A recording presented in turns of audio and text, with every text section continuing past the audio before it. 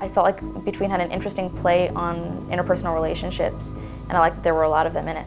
The relationship between Pat and Ronnie from season 1 to 2, Alive to Dead Pat, is definitely different. There is definitely a presence, a nagging presence of Pat in Ronnie's mind, always kind of being that extra thought in the back of his head. Ronnie was doing poorly earlier. He was having a rough time in season 1, and I think he's really struggling to keep it together. Without Pat, Pat was his moral compass and the only thing close to any sort of adult in his life. Ronnie's very lost, and Pat was the only thing that grounded him, and now Pat's very present in Ronnie's mind.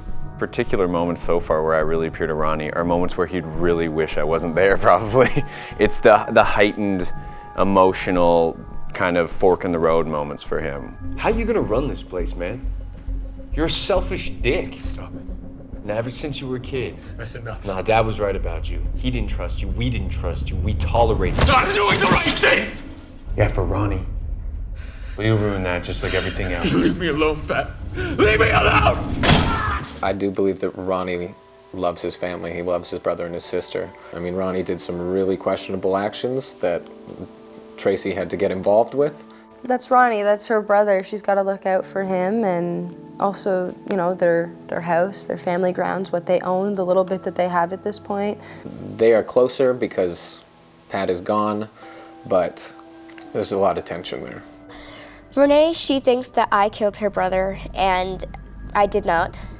And so, of course, GORD, being the protective brother, he comes and tries to help because she tries to take me. And when she doesn't agree with his offer, he gets shot while trying to save me. Well, what better way for him to go out than trying to save his sister, at the most important person to him at this point? It would be really heartbreaking to lose your brother who you've been with for your whole life. I think Franny's gonna not have a problem handling it because she's strong. I think perhaps she may want vengeance, but at least GORD hopes she'll be all right. Chuck has naturally changed from the first season. You know, he's lost his family.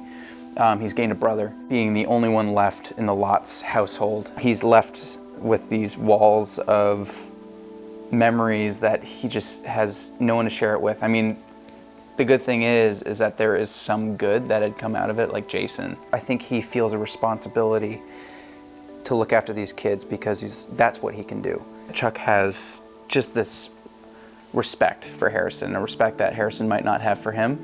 Yeah, Harrison and Chuck have this like love-hate relationship. I think Chuck is always like, oh, you scallywag, you, and Harrison's like, he. Harrison has a lot of reasons not to like Chuck, but, you know, Chuck really likes this kid. I think Harrison he misses his sister and he needs somebody to comfort him. You know, I don't have the energy, I don't have the power to try to come up with a plan, but the least I can do is protect these kids.